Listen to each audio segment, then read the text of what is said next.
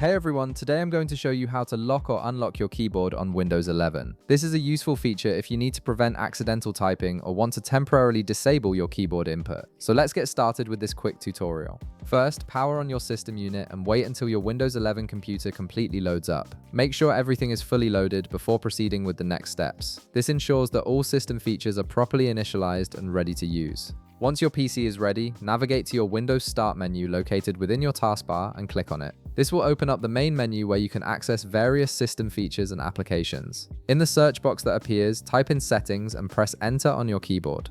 This action will launch the Microsoft Settings window, which is your central hub for customizing and managing your Windows 11 system preferences. After the Settings window appears, you'll see several categories displayed on your screen.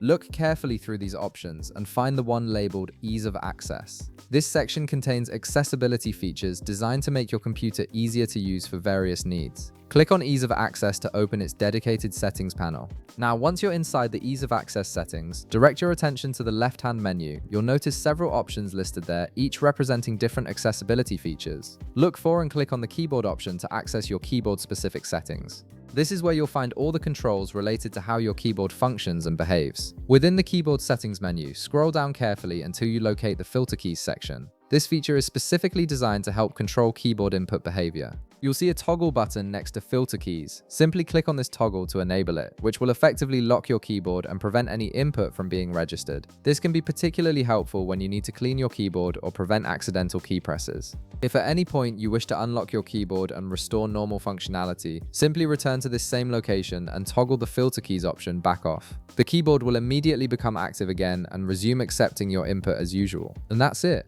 You've now learned how to lock and unlock your keyboard on Windows 11 using the filter keys feature. If this video helped you out, be sure to leave a like, subscribe, and I'll see you in the next one.